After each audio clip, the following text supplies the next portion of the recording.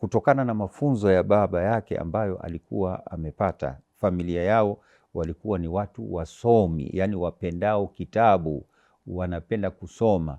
Baba yake alikuwa ni msomi sana, hata kama vile nilivyoelezea kwenye kikao cha nyuma ya kwamba walikuwa hawamuoni baba yake ni kana kwamba analala, kwa sababu alipokuwa akilala, wao wakilala wanamwacha akisoma, wakiamka wanamkuta akisoma.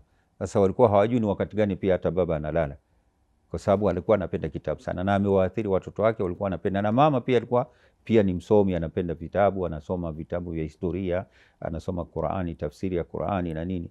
Alikuwa na mambo ya mashairi, literature, alikuwa yuko mzuri. Sasa tunampata pia na yeye pia alichukua mambo haya, maisha yake pia alikuwa ni hayo hayo.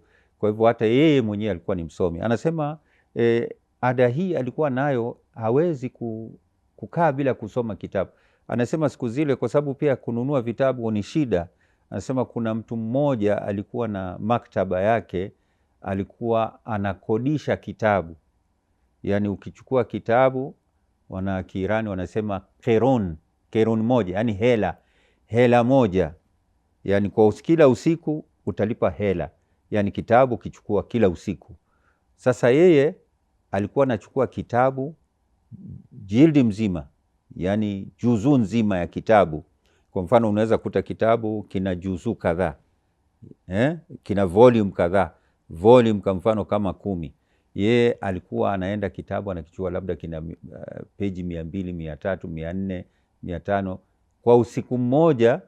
Alikuwa akichukua kitabu ili kesho, kwa sababu pesa hana, anafanya bidii, anakisoma kitabu chote kwa usiku ule, anakirudisha kesho yake, anachukua cha pili, kwa sababu kikilala siku ya pili atalipa mara 2 kitabu kile.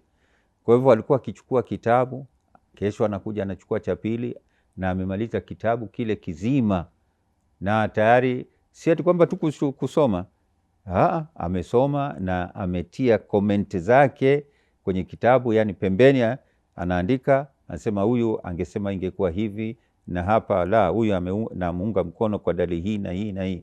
Sasa kwa hivyo ilikuwa ndivyo.